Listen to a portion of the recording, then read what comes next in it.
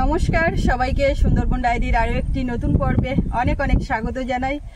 এখন কিন্তু উত্তরে হাওয়া ছেড়েছে, উত্তর দিক থেকে হাওয়া বইছে, বেশ ঠান্ডা ঠান্ডা একটা ব্যাপার। দিনের বেলায় কম, সন্ধ্যের থেকে বেশি। তো এই রকম ওয়েদার শুরু হয়ে গেছে, এখন শীতকালে সূচনা হয়ে গেছে। আর এই যে শীতের এই রোদটা, এই সোনা রোদ গায়ে মেখে ঘুরতে বা যে কোনো কাজকর্ম করতে তখন কিন্তু আরাম লাগে, ততটা রোদ লাগে না। তা হলেও ছাতা নিয়েছি, কেননা রৌদ্রের দিকে তাকাতে পারছি না। আর গতকাল গেছিলাম গোসবাতে, ইতিমধ্যেই আপনারা জেনেছেন মা বাড়ির দিকে ছিল, রান্না বান্না থেকে সব কিছু মাই সামাল দিয়েছে। আর আমরা দুজনে বেরিয়ে গেছিলাম। তো গোসবাতে যাওয়ার বেশ কয়েকটা কারণ ছিল। একদিকে তো হসপিটালে গেছিলাম, গোসবা হসপিটালে গিয়ে সেখানে তো কোনো রকম সমস্যা মেটেনি। এবারে একদিন ক্যানিংয়ে যেতে হবে, ক্যানিংয়ে যাব। তো সামনে গেস্ট আসে, পরপর একটু এইদিকে সমস্যাগুলো হয়ে গেলে, এই দিনগুলো পার হয়ে গেলে যাব। বেশ 5-6 দিন পরে ক্যানিংয়ের দিকে যাব, গেলে পরে বোঝা যাবে তারপরে কি অবস্থা, কি ব্যাপার। একটু সমস্যা হচ্ছিল, ওই জন্য গেছিলাম। তো সেরকম কিছু সমস্যার সমাধান হয়নি। আর আরও একটা কারণে গেছিলাম, একটা করে বলবো না, বেশ কয়েকটা কারণ নিয়েই গেছিলাম। তো মেন হসপিটালে যাওয়া, ডাক্তারের কাছে যাওয়া, ওটা একটা। আর একটা যেটা, প্রচুর মালপত্র এসছে, কি এসছে, কতটা এসছে, সব কিছু আপনারা পরপর জানতে পারবেন। তো একেবারে এক মোট জিনিসপত্র। এবার সকালবেলা গেছি, এসছি পুরো একেবারে 6:30-7টা বেজে গেছে, অন্ধকার। আর আমরা দুজনে গেছি, ওখানে কোনো ভিডিও করিনি, বা বাড়িতে এসছি অন্ধকারে, সেরকম কিছু দেখানোর মতন অন্ধকারে হয়নি। তো খুব কষ্ট করে সেই জিনিসপত্রগুলো নিয়ে আসা, অনেক করে নিয়ে এসছি। আপনাদেরকে যদি দেখাতে পারতাম তাহলে জানতে পারতেন যে কিভাবে কি করে এসছে। ওদিক থেকে 2টো গাড়ি নেওয়া, ফের এখান থেকে একটা বোট ভাড়া করে আমাদের এই ঘাটে এনে এইখানটায় আর কি, তখন জোয়ার ছিল, সন্ধ্যাবেলা দিয়ে গেছিল। তো এই হচ্ছে ব্যাপার, সব নিয়ে এসছি। আর টুকটাক বাড়ি সবার জন্য কিছু কেনাকাটা এই করলাম, করে কালকের দিনটা ওইভাবে কাটলো। আর আজকে সকালবেলা মোটামুটি সকালের রান্নাবান্না করে খাওয়া দাওয়া হয়ে গেছে। আর এখন থেকে পর্বটা শুরু করলাম। আজকের দিনপাত কোথায় কি হচ্ছে, কি হচ্ছে না হচ্ছে, সবটাই আপনাদের সঙ্গে শেয়ার করব। সঙ্গে থাকুন, আশা রাখছি ভালো লাগবে। আর এখনও যারা আমাদের চ্যানেলটি সাবস্ক্রাইব করেননি, প্লিজ চ্যানেলটি সাবস্ক্রাইব করে সবাই পাশে থাকবেন। তো সাথে থাকুন। আর আজকে আমাদের আপ্যায়নে অতিথি আসছেন। তো সৌরভের বাবা চলে গেছে আনতে। এবার কে আসছেন, কোত্থেকে আসছেন, সবটাই আপনারা জানতে পারবেন। সঙ্গে থাকুন। তার জন্য তো এদিকে সব রান্নাবান্না শুরু করতে হবে। তো ও গেছে, এক্ষুনি ফোন করেছিলেন উনি পাখিরালার ওইদিকে এসে গেছেন। তো দয়াপুর বাজার পর্যন্ত গেছে, এখন আসুক দেখি। আর তার আগে এদিকে আমরা বাড়ির দিকে যা কাজকর্ম আছে গোছগাছ করে নিই। তো এখন ঘরের দিকে যাই, বেশিক্ষণ থাকবো না। এমনি বলছি রৌদ্র বেশ ভালো লাগছে, কিন্তু তারপরেও যেন বেশিক্ষণ থাকলে রোদটা সহ্য হবে না, কেননা সেই ঠান্ডা এখনো পড়েনি। ওই দুটো কি করবা? খাওয়া যাবে না, ওই ছোটটা ভালো ছিল না? এই কদিন মাছ মাংস চাপে পড়ে ওর কথা আর মনে নেই। মুরগি একটা বের হয়ে গেছে না, বের করে দিয়ে শরীরটা ভালো না, একটু ফাঁকা যায় ঘুরি। তো ও সবার থেকে ছোট, ও চেপে দিচ্ছে। তো ওই জন্য ওর বের করে। দাদা এই লাউ দুটো এই জায়গায় আনার কারণ কি আমি বুঝতে পারছি না। ঘরের সামনে ঝাঁপ দেওয়া দরকার লাগবে না, কিচ্ছু না।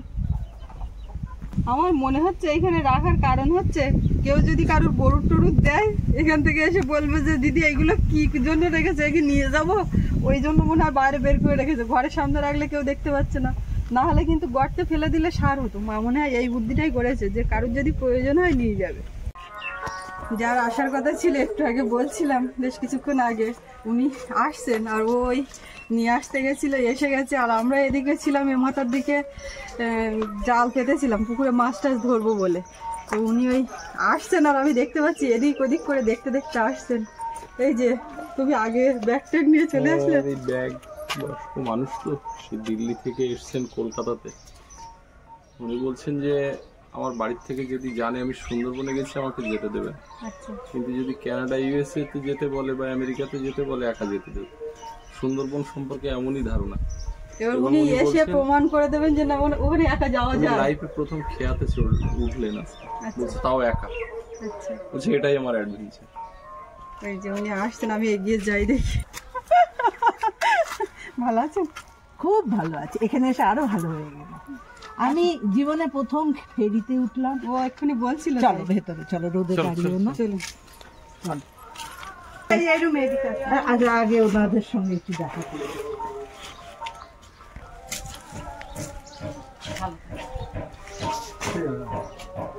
তোমাদের সবার সঙ্গেই দেখা করতে এসেছি। এত দূর থেকে আমি এসেছি, শুধু আমি কোনো মহৎ কাজে আসিনি। এই আমার মহৎ কাজটা হলো তোমাদেরকে দেখা। খুব ভালো লাগছে আপনি এসেছেন, এটাই তাই একা কেউ জানে না। বলে আসতে দেবে সুন্দরবনে? তুমি এত দূরে একা কি করে চলে আসলে? আমি সব করি। তাই না? বাসের ভয়। শোনো, নিজে ভালো থাকলে সারা পৃথিবী ভালো, বুঝলে? ছাতা চলো, না না ঠিক আছে, আমি চলো কি একটু ছায়ায় চলো। ঠিক আছে, পরে যাবো একটু বসি। না, অটোটা একটু ফাঁকা লেগেছে। শোন, অনেকটা পথ ওই গদখালি অব্দি টুলো। খেয়াতে কেমন লাগলো? হ্যাঁ খেয়ার অভিজ্ঞতা? হ্যাঁ এইবারে বসবো? জল ঘরে হেবি ঠান্ডা হাওয়া। সাবধানে আসবেন এদিক থেকে। চলো। তোমাদেরকে শুধু দেখি মনে ভিডিওতে, আমার মনে হচ্ছে এখন আমার স্বপ্ন। না না, সৌরভ আসবে কোন? সৌরভ তো সে 4টে নামাইলে আসবে না। যাচ্ছে তো, আমি আছি তো। হ্যাঁ আসো, আমি আছি, আপনি আগে বসুন না। না না দাঁড়াও, আগে আমার ব্যাগগুলো হালকা করি। এটা তোমার সৌরভের, এটা তোমার রান্না মিষ্টিগুলো ভেঙে, তবু কড়া পাক নাও ভাঙতে পারে। ঠিক আছে, আপনি দাঁড়াও, আগে আমি নিন, এতটা পথ এসছে। এটা এটা মায়ের, মা পড়বে না। কেন এত কষ্ট করে আবার এইগুলো? আর এটা পলাশ, আমি এটা কানাডা থেকে এনেছি পলাশের জন্য। এই যে কানাডা তুমি ওখানে থেকে, বসে থাকলে কি করে হবে? তোমার জন্য এনেছে, এদিকে আসো। এই কানাডা থেকে সবার জন্য। কানাডা থেকে এসছে, মানে যেখানে আমাদের কাকু কাকিমারা থাকে সেই দিক থেকে এসছে। ওরকম মানে অনেক কাকু কাকিমা মেসোমশাই দাদু দিদা সবাই আমি থাকে। তোমার জন্য শাড়ি টাড়ি আনিনি, তুমি তোমার সব হয়ে যাক, তারপরে তোমার জন্য রইলো গিফট। এসে ঠিক আছে। না তুমি পড়বে, তুমি আমার দেওয়া একটা জিনিস পড়বে। এটা এখানকার না, জেরুজালেমের। আমার মেয়ে ইসরায়েল গেছিল, সেখান থেকে হ্যান্ডস অফ গড। এটা অর্ডিনারি সোনার লকেট নয়, এটা জেরুজালেমের আশীর্বাদ। মায়ের কোথা থেকে বলো তো? বৈষ্ণোদেবী, জয় মাতা দি মন্দির। হ্যাঁ, আমরা প্রতি বছরই যেতাম। এটা তোমার জন্য। ওটা কি সিঁদুর কৌটা না? না না না, একটা মূর্তি, রূপোর একটা, এটার মধ্যে জড়িয়ে রাখো। হ্যাঁ না, এটা তোমার ব্যাগ। এটা রূপোর না? হ্যাঁ, এটা তুমি পরে থাকবে সব সময় গলায়। দেখবে ভগবান তোমার, ভগবান যিশু, আমাদের ঈশ্বর সবাই ভালো করবে। তোমাকে আমি শাড়ি টাড়ি দিলাম না, তুমি হালকা হও। এটাই আশীর্বাদ। হ্যাঁ, এটা জেরুজালেম থেকে আমার মেয়ে নিয়ে এসছে, যে যিশুর জন্মস্থান থেকে। কাউকে পায়ে হাত দিতে দিই না, সবারই ভিতরে ঈশ্বর আছেন। ঈশ্বর কেন, ঠাকুরকে নাও, এটা রাখো ব্যাগটা। আমি কিছুই আনিনি। আপনি আগে বসুন না, হ্যাঁ, এইগুলো হ্যাঁ, ঠিক আছে। শোনো, আমি ভাত খাবো, কিন্তু আমি মাছ মাংস কিছু খাই না। মাছ খাই, কি মাছ খাই জানো? ছোট ছোট মাছ। আজকে তোমাকে কিচ্ছু করতে ছোট হবে না। মাছের জন্য নিচে জাল পাতা হয়েছে, পুঁটি মাছটা তুলবো এক্ষুনি। চিংড়ি খাওয়া হয়? হ্যাঁ খাই, অল্প। তাহলে কোনো চাপ নেই, ছোট মাছই আজকে। আমি কিন্তু চিকেন মাটন কিচ্ছু খাই না, আমি দুটো ভাত না না, খাবো। আমাদের আজকে ছোট মাছই ধরা হচ্ছে। আমি কিন্তু আমি 2:30টার মধ্যে বেরিয়ে যাবো। It's too long. ঠিক আছে, হ্যাঁ, খুব তুমি তাড়াতাড়ি আমার জন্য তাড়াহুড়ো করো না। আমি কিন্তু আলু সেদ্ধ ভাত খেলেও খুব খুশি হব। সে ঠিক আছে, আমরা দেখছি তাড়াতাড়ি। কলা পাতায় আলু সেদ্ধ ভাত খেতে আমি আরো বেশি খুশি হব। আচ্ছা ঠিক আছে। ঠিক আছে, আমি কিন্তু ভালোবাসি আলু সেদ্ধ ভাত খেতে, ঘি দিয়ে। ওইটা পলাশ কি সাইজটা দেখি, হয়েছে কি পলাশে? কি গো? এই যে এইটা দেখুন কাছ থেকে, মার কাছে যেটা উনি দিয়েছেন, এই ঠাকুরের মূর্তি খুব সুন্দর। কি কি ঠাকুর আছে দেখো, মা দুর্গারই রূপ। গণেশ আছে, লক্ষ্মী লক্ষ্মী সরস্বতী, হ্যাঁ 3জন।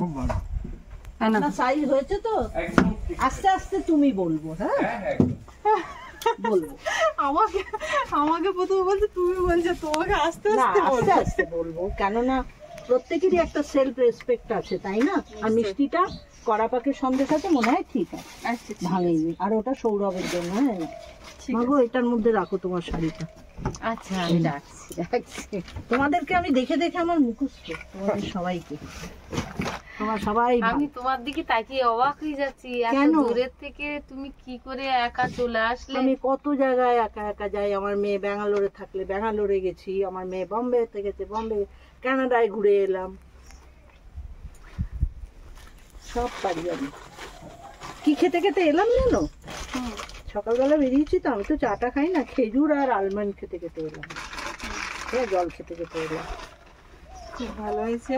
আপনি একটু রেস্ট নিন, রুমে ওদিকে যান, গিয়ে একটু বিশ্রাম হ্যাঁ, নিন, যাবো, ফ্রেশ আমি হন। একটু ঘুরতে আর আমি ঝপ করে রান্না করে ফেলছি। তুমি আমার জন্য যদি হুড়োহুড়ি করে রান্না করো না, আমার ঠিক খাবারটা হজম হবে না। না হুড়ুহুড়ি করবো না, আজকে আড়াইটায় বেরিয়ে যাবেন নাকি? এত দূর একা যাবো না বাবা। আজকে দরকার নেই, আজকে রাতের দিকে থাকুন। পুলিশে খবর দিয়ে দেবে ওরা। না না না, আমি কি আমার দিদিরা, তাদেরকে বলিনি।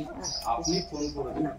আপনি ফোন করে দিন। ওটা বলিনি তো, ওরা একটুখানি অ্যাকচুয়ালি কি হয়েছে জানে, কি হয়েছে, আমার দাদা আবার কবে আসবেন? আসবো সেটাই বলতে এসেছি, আমি বলতে এসেছি আমার মেয়েকে নিয়ে আসবো, থাকবো 7 দিন, সেটা থাকবো। আমি মিথ্যে কথা বলার লোক নই। আমার দাদার খুব, আই টোল্ড ইউ, আমার দাদা ভীষণ সিরিয়াস, ডক্টর বলে দিয়েছে এনি টাইম এনি টাইম। আমি আজকে এসছি, আমি জানি না কালকে দাদার কি হবে। আমি পরশুদিন আমি চলে যাচ্ছি, আই ডোন্ট নো। আমার দাদা খুব অসুস্থ, সেই জন্যই তোমাদেরকে দেখে গেলাম না, একটা মনে শান্তি হলো যে I have done A job. কোনো ব্যাপার না, আবার আসবো আবার আসবো। এই টানে এত দূর থেকে যখন এসেছি একবার, আবার আসবো। এসেছি তো খুব ভালো। তাইলে আমি কি করেছি? আমি তো এসেছি, আমি তো পলাশকে জিজ্ঞেস করে করে আমি বললাম তো আমি চলে আসবো। আমি একটু হাতটা মুছে নিই। গাছের তলায় বসে রান্না করছো? পিয়ালিতে ওই নারকেল গাছ তলায় নাকি গন্ধরাজ ফুল গাছের তলায়? এই আপ্যায়নের জায়গা কেনা, এভরিথিং, এভরি না ভিডিও। উনি বলছেন পিয়ালিতে ওই গাছতলায় বসে রান্না, তারপরেই তো আপ্যায়ন এসছে। তাহলে তো আমি ওই বাড়ির সব জানি, ও আমার তো ওই যে কর্নারে বসে আমরা দুজন কথা বলছিলাম পুকুরের সব জানি। ওই যে অমৃতর বাবা মা সবাইকে চিনি, ওর ছেলে মেয়ে। একবার সময় পেলে দেখা করতাম, কিন্তু সময় নেই আজকে, দেখা করতাম। আমি সবাইকে তারা চিনি। এখন অনেক দূরে, আমাদের ওই বাড়ির ধারে। জানি তো, ওটা একটু দেখার খুব ইচ্ছে ছিল, তোমাদের ওই বাড়িটা, পুকুরটা যেখানে আনারস হয়েছিল। বাবা কত উনি এমন ভাবে ভিডিও দেখেন, এতে সব করে মানে মুখস্থ। A to Z। তুমি কি বলছো না বলছো, এভরিথিং এভরিথিং আমি মুখস্থ বলে দিতে পারি। আমার দিনের টাইম না হলে আর আফটার 12 দেখি, আমি আফটার 12 দেখেছি কিছু ভিডিও, আমি দেখে শুনি সবার সবকিছু। ওনাদের মাছ ধরা, খাওয়া, কি ভালো লাগে তোমাদের খাবার দেখতে। আমি খাবার থেকে বেশি কেউ খাচ্ছে দেখতে বেশি ভালো লাগে। এই জন্য তোমাদের মনাদিরা এসেছিল, ইচ অ্যান্ড এভরি ভিডিও আমি দেখেছি, কি কি রান্না করেছো না করেছো সব দেখেছি, সব দেখেছি। তোমাদের মেলা, তোমার জন্য গাছের এই বেগুন তুললো পলাশের মা, বেগুন, বাড়ির বেগুন। কি সুন্দর বেগুন, টাটকা বেগুন এখন তুললাম তো। বেশি না, আমরা বেগুন কি খাবেন? বেগুন ভাতে পড়া? ভাজা? আজকে বুধবার, পোড়া করো না, বুধবার ভাজা মঙ্গল। করি, ভাজা হ্যাঁ, করি। ভাজা করো। বেগুন আমরা, বেশি দাম না আমার দিল্লিতে, 200 টাকা কিলো। বেশি দাও। বেশি দাম না, 200 টাকা কিলো। কি পটল 150 টাকা কিলো। ঠিক আছে, যেখানে যেরকম কি সেখানে করবো, সেরকম। খাই না তা বলে কি খাবো না, খাই অবশ্যই। কিন্তু তোমাদের এগুলো দেখলে না প্রাণটা জুড়িয়ে যায়। আরে আমাদের ঢাকুরিয়ার বাজারেই কি কম দাম সবজিগুলো। দেখা হয় নাই একটি ধানের শীষের উপর একটি শিশির বিন্দু। এই আমার খালি ওই কবিতাটা পলাশও বলে, কিন্তু এটা আমার রন্ধ্রে রন্ধ্রে আবার আসে। এই কবিতাটার একটা গল্প আছে জানেন তো? জানেন নিশ্চয়ই বোধ হয়। কি বলুন? সত্যজিৎ রায়, আমি সত্যজিৎ রায় তার মায়ের সাথে শান্তিনিকেতন গেছিলেন আচ্ছা, এবং শুনেছি সত্যজিৎ রায়ের মা শান্তিনিকেতনের ছাত্রী ছিলেন। yes. তো সত্যজিৎ রায় মায়ের সঙ্গে শান্তিনিকেতনে গেছেন, রবীন্দ্রনাথ ঠাকুর তখন জীবিত রয়েছেন। তো সত্যজিৎ রায় একটা ডায়েরি নিয়ে গেছেন যে কবির অটোগ্রাফ নেবেন। তো উনি গেলে মায়ের হাত ধরে গেছে ছোট্ট, তখন ওই সত্যজিৎ রায়ের মা কবিকে বলছেন যে গুরুদেব আমার ছেলে আপনার একটা অটোগ্রাফ নেবে। বলছে কই দাও দাও, বলে ডায়েরিটা নিয়ে এই লাইনটা লিখে দিয়ে নিজের নামটা সিগনেচার করেছিলেন। আর ওটা দেওয়ার সময় বলেছিলেন যে ওকে আমি সিগনেচার করে দিয়েছি আর দুটো লাইন লিখে দিয়েছি, ওটাও এখন বুঝবে না, একটু বড় হলে এর অর্থটা বুঝবে। তো সেটাই একটা বিখ্যাত কবিতা হয়ে গেছে। আন্টি আসলো, আস্তে আস্তে বেরিয়ে যাচ্ছে, দুপুরবেলা একটুখানি খাওয়া দাওয়া করে বসলোই না। পরে এসে মুরগি দেখবো, ডিম খাবো। মুরগি এখনই দেখা যাবে, তবে এখন ডিম পাওয়া যাবে। খাবো, ডিম খাবো। ও মা, তুমি কি আগে আগে বেরিয়ে যাচ্ছ মানে কি? আমাকে তো নিয়ে যাচ্ছে, আমি যাই, তোমরা ভালো থেকো। মার কাঁধে একটা ব্যাগ। হ্যাঁ আমি তো যাচ্ছি, ভালো থেকো, খুব ভালো থেকো। তুমিও ভালো থেকো। সুস্মিতা ভালো থাকবে। হ্যাঁ একদম ভালো থেকো দাদা। আপনিও আবার আসবে। আসবো। আমি নিজে থেকে এসছি যখন আবার আসবো। তবে আপনি যদি অন্তত একটা রাত্রে থেকে যেতে পারতেন, মানে এত শর্ট টাইম এসেছেন, বললাম তো পরে প্রবলেমটা উনি আসবেন, বললে যে সময় নিয়ে আসবেন, পরের বার কিন্তু এমন ভাবে আটকাবো আর আপনার কোনো আসবে আর কি। সে ঠিক আছে। চলো, তুমি যাবে আমার সঙ্গে? হ্যাঁ, তা না গিয়ে আমি পারবো? ভ্যানে উঠিয়ে ওই নেবে। তোমার গাড়ি কই? এই নৌকোয় আমি তুলবো, কেউ না তুললেও আমি তুলবো। তোমরা পুজো করেছো আমি দেখেছি। হ্যাঁ, ওই নৌকোয় বসে বসে বসি দিয়ে মাছ ধরবো। যাও আন্টি, খেয়ে নাও। আমি আর যাচ্ছি না। না একদম না। আপনি আবার আসবেন, নিশ্চয়ই। ভালো থাকবেন আর সাবধানে যাবেন, গিয়ে ফোন করবেন। হ্যাঁ, আমি তো পলাশকে ফোন করবো। Bye bye. কে এসেছে, সে কি ফোন করেছে কি? হ্যাঁ হ্যাঁ, ফোন করেছে গাড়ি। হ্যাঁ এসে গেছে, ওই ঢালের ওখান থেকে উঠতে পারবো না। ওই দিদিটার একবার গাড়িতে তুলে দিয়ে আসলাম। উনি তো কোনোদিন এই সুন্দরবনে আসেনি, তো খাইয়ে উঠে এমন তাড়া লাগিয়েছে যে তাড়াতাড়ি চলে যাবে, দুটো নদী পার হতে হবে, জীবনে কোনোদিন নদী পার হয়নি, চাইয়েছে। তাই আমি একটু গাড়িতে তুলে দিয়ে আসলাম। আর ভ্যানালাটার বললাম যে একটু হাত ধরে তুলে দিস, একটু খাই। আমি এখন বাগানের কাজে লাগবো, তো এই জায়গায় দানাদুনি দেবো, দেখি কিছু আমার কাজ আমার তো করতে হবে। আর ওদিকে একটু ঘুঁটের গুঁড়ো আনবো, দানাগুলো এখানে থাকতে লাগুক, আগে একটু ঘুঁটের গুঁড়ো এনে নেই। আর আমার দেখো মূলোর দানাটা না ফোটা শুরু হয়ে গেছে, এই যে মূলোর দানা এক্ষুন তো ফুটে গেছে, এই তো মূলোর দানা ফুটেছে, এই না এই ওই ফুটেছে, দেখ কত ফুটেছে, ফুটা শুরু হয়ে গেছে। রোদ পালি ওই না ওই তো ওই সব ফোটা শুরু হয়ে গেছে। আর আজকের রাত গিলি সব ফুটে বেরিয়ে যাবে। লাল শাক, মূলো, পালং শাক বেরোতে একটু দেরি হবে। আর ওলকপির দানা কবে বেরোবে ঠিক আমি বলতে পারছি না, কেননা ওটা দানাটা একটু শক্ত, তো ওর মনে হয় একটু বেরোতে দেরি হয়। তো দেখা যাক কি হয়। তো একটু ঘুঁটের গুঁড়ো আনি, ওইগুলো আবার একটু দেবো। আর এদিকে বাগান বাড়ির তো কাজ হচ্ছে, আমার এক দাদা তো এই বাগান পরিষ্কার করতেছে, সকালতে লেগেছে, একদিন মাঝখানে জিরিয়ে নিয়েছে, দাদা পরে উঠিনি বাগানের কাজ, তো একদিন জিরিয়ে নিয়েছে। জিরিয়ে নিয়ে বলতি ও লোক একটু কুটুম বাড়ি গেল আশীর্বাদ করতি, বিয়ে বাড়ি, তো সে আশীর্বাদ করে চলে গিয়েছে। এখন আমার বাগানে লেগেছে, এই যে ছালানো হচ্ছে, এটা ওই মাথাতে ছালিয়ে আসতেছে, এখান থেকে ছালিয়ে যাচ্ছে, এখান থেকে বসবে ফুলের চারা। আমি যে এই কল মাছ দিছি, এই কল মাছ না, ওটা চেরা গাঁজা দিছি, কল মাছ ফুল দেবো এই সাইডে। আর এই ওখানতে পরিষ্কার করে এই অবধি দাদার আমি সীমানা দেখিয়ে দিছি। আর এই ঘাস থাকলেই তো জঙ্গল মতন দেখায়, তো ঘাসগুলো একটু পরিষ্কার করা দরকার। বকুল গাছ কিন্তু দাদা, ঠিক আছে? হ্যাঁ, এখানে কি করতে হবে বলো তো, এই বকুল গাছটা যখন বড় হয়ে যাবে, চারিধারে ইট যে গাঁথে বেদি করে দিতে হবে, দিয়ে বকুল তলায় বসতে হবে, বকুলির হাওয়া আর বকুল ফুলির মালা গাঁথতে হবে, খুঁটে খুঁটে গাছে ফুল পড়বে, ততদিন বাঁচবো তো, তা বলতে পারবো না কি হবে তো জানি না। আশায় আমি বসে আছি, দেখি কি হয়, বলতে পারবো না। চারদিন ঘুঁটের গুঁড়ো নেব, মাদায় একটু করে ছড়িয়ে দেবো, বেশি লাগবে না, এইগুলো হলে কি যায়। এই দানাগুলো বসাই, ও দানা তো আবার একটা করে বসাইতে হবে, কেন ও ঘন হলে হবে না, পাতলা পাতলা করে একটা করে বসাইতে হবে। হ্যাঁ, এইটা ফুলকপির দানা, ফুলকপির দানাগুলো আগে দেবো। এই হচ্ছে ফুলকপির দানা, একদম সর্ষের দানা, কিন্তু এ দানা এইভাবে দিতে হবে।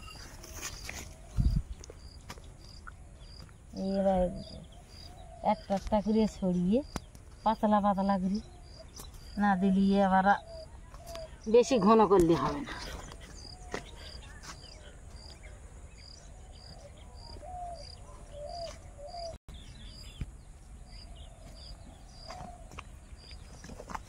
এটা তো গাজরের দানা, দেবো না, এটা পরে দেবো। গাজরের দানার মাদা এখন লাইন হয়নি। এইটা বাঁধাকপি, সব সরষের দানা। মনটা তো চলে গেল, তো মনটা খারাপ লাগছে। বাবা কত দূর থেকে আমাদের দেখতে এসছে, আমার জন্যই রূপোর ঠাকুর এনেছে, কি সুন্দর ঠাকুরটা।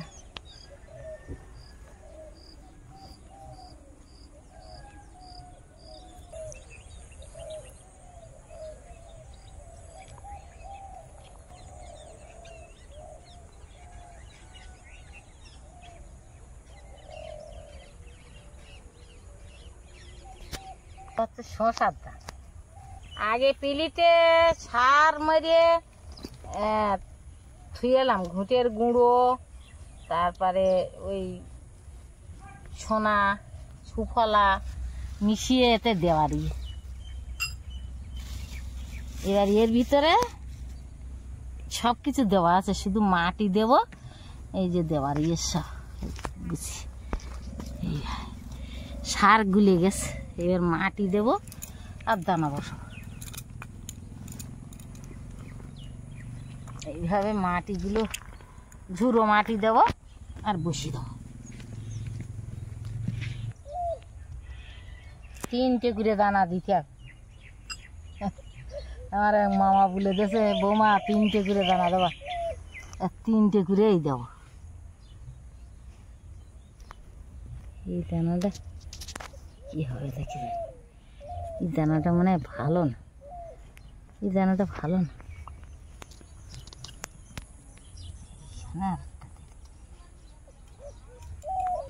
এই একটু করে ঘুঁটের গুঁড়ো দিতে হবে, দিদি এই সার খাবে আর চারা একদম মানে বড় হয়ে যাবে।